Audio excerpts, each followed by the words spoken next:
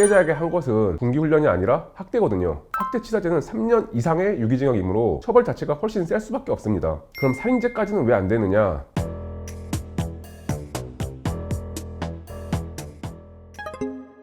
안녕하세요. 군계일변 김태형 변호사입니다. 얼마 전인 2024년 5월 정말 안타깝고 일어나서는 안 될 사건이 군에서 발생했습니다. 대한민국 국민으로서 국방의 의무를 다하기 위하여 입대한 젊은 청년이 군기훈련이라는 명목으로 학대 가혹행위를 당하여 사망하는 사건이 육군 12사단 신병교육대에서 발생했는데요. 가해자들인 여중대장과 부중대장은 구속되었고 현재 기소되어 재판이 진행 중입니다. 이와 관련한 몇 가지 궁금한 점들이 있으실 수 있는데 군사권 전문, 형사법 전문 변호사로서 그에 대하여 말씀드려보고자 합니다. 첫 번째, 죄명입니다. 검찰에서는 형법상 학대치사죄와 군형법상 직권남용 가혹행위죄로 중대장과 부중대장을 기소하였습니다. 지금까지 알려진 사실관계를 보면 떠들었다는 이유로 6명의 훈련병들에게 군기훈련을 실시하였는데 소명기의 부여와 같은 절차 규정도 전혀 지키지 않았고 그 내용도 약 28도의 더운 날 입대한 지 아직 열흘도 안 된 훈련병들로 하여금 완전 군장을 매게 하고 소총까지 들게 한 상태에서 약 45분간 연병장을 돌게 하고 뛰게 하고 선착순 달리기까지 시키고 팔굽혀펴기까지 시키고 이랬다는 것이거든요. 이것은 규정들을 위반하는 것뿐만이 아니라 견디기 어려운 육체적, 정신적 고통을 가하는 부당한 가혹행위에 해당합니다. 따라서 이제 가해자들이 신병교육대 중대장, 부중대장으로서 군기훈련 권한을 남용하여 가혹행위를 하였으므로 군형법상 직권남용 가혹행위죄가 성립하는 것은 당연합니다. 그런데 이제 피해자가 사망한 사실에 대해서 어떤 죄를 물어야 할 것이냐, 이것을 두고 처음에는 형법상 업무상 과실치사죄다, 상해치사죄다, 아니다, 이건 살인죄다, 이런 논의들이 있었는데요. 가해자들에게 살인의 고의가 인정될 수 있겠느냐, 그렇다고 가해자들을 단순히 과실범으로만 하는 것이 합당하냐, 이런 논의가 있었거든요. 그런데 이제 검찰에서 피해자가 사망한 사실에 대하여 가해자들을 학대치사죄로 기소를 했어요. 이걸 보고 저는 이제 검찰의 이 사건에 대한 의지, 이런 것들을 좀 확인할 수 있었습니다. 왜냐하면 이제 형법상 학대죄라고 또 있는데 자기의 보호 감독을 받는 사람에 대하여 학대, 즉 육체적, 정신적 고통을 이제 가한 경우에 성립하는 범죄이거든요. 그런데 신교대 중대장은 훈련병들 이제 보호 감독하는 자라고 당연히 볼 수 있고, 아까 말씀드린 것처럼 피해자에게 한 것은 군기훈련이 아니라 학대거든요. 그리고 직권남용 가혹행위 치사죄, 이런 죄는 없는데 형법상 학대치사죄는 있어요. 학대치사죄는 학대행위 그리고 그로 인한 사망에 대하여 과실이 인정되면 성립합니다. 그리고 이제 업무상 과실치사죄는 법정형이 5년 이하의 금고 또는 2천만 원 이하의 벌금인데 학대치사죄는 3년 이상의 유기징역이므로 처벌 자체가 훨씬 셀 수밖에 없습니다. 그럼 살인죄까지는 왜 안 되느냐? 살인죄가 이제 성립하려면 고의, 적어도 이제 미필적 고의가 있어야 되는데, 미필적 고의가 뭐냐면 이제 그 결과에 대하여 용인하겠다는 의사. 쉽게 말씀드리면 살인죄의 경우에는 죽어도 어쩔 수 없다, 사망의 결과도 내가 다 받아들이겠다, 이건데 이런 사건의 경우 이제 그것이 입증되기가 쉽지가 않을 수가 있습니다. 하지만 아까 말씀드린 치사죄의 경우에는 과실, 즉 예견 가능성이 요건이어서 사망할 수 있음을 예상할 수 있었다, 사회통념상 일반적 보통인의 주의 의무를 기준으로 봤을 때 사망을 예견할 수 있었다는 것이 인정되면 범죄가 성립할 수가 있습니다. 이런 사정들을 고려하여 검찰에서는 가해자들을 학대치사죄로 기소한 것으로 보입니다. 그런데 이제 가해자들이 자신은 피해자가 사망할 것이라 예견할 수 없었다, 이러면서 학대죄는 인정해도 학대치사죄는 무죄다, 이렇게 주장할 가능성도 있기는 합니다. 다만 실제로 그들이 그러할지 그리고 그것이 받아들여질지는 지켜봐야 될 것 같습니다.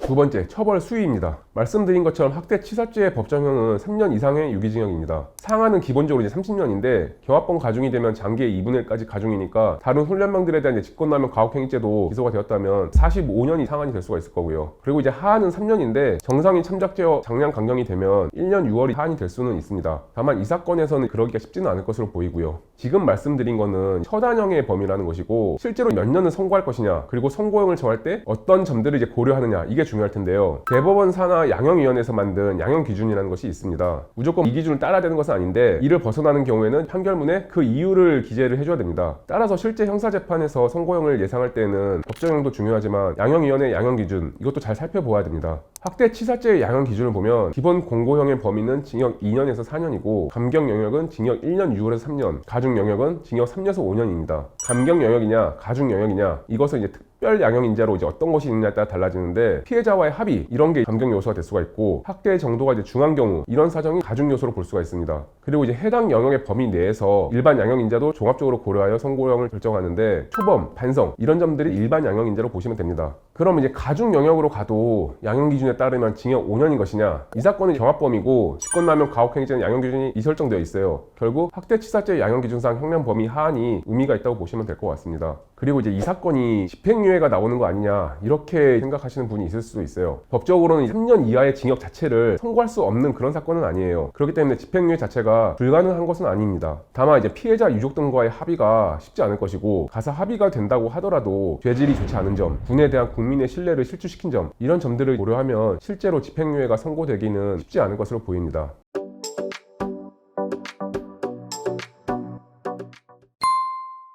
이번 영상에서는 육군 12사단 훈련병 사망 사건에 대하여 군사권 전문, 형사법 전문 변호사로서 몇 가지 쟁점에 대하여 말씀드려봤는데요. 저 같은 경우 군대를 2번 갔다 왔어서 예비역 소령이기도 하지만 예비역 병장이기도 합니다. 경사로는 이제 10몇 년 전에 육군 27사 신교대에서 훈련병 생활을 했었는데요. 그러다 보니까 이 사건을 보면서 여러 가지 안타까운 마음을 금할 수가 없습니다. 이 사건과 이제 관련된 자들에 대해서 엄정한 처벌이 이루어져야 할 것이고, 다시는 이와 같은 일이 반복되지 않도록 해야 할 것입니다. 규정과 절차를 다 준수를 하고 묵묵히 자신의 임무를 다하고 있는 신교대 지휘관, 교관, 조교들도 많은데 그분들의 명예까지 실추되지는 않았으면 하는 바람입니다. 그리고 이번 사건의 가해자들이 중위 대위들인데 좀 더 우수하고 훌륭한 분들이 군 간부로 인건할 수 있도록 하는 여러 정책들이 필요하지 않나 싶습니다. 마지막으로 피해자의 명복을 빌며 마치도록 하겠습니다. 감사합니다.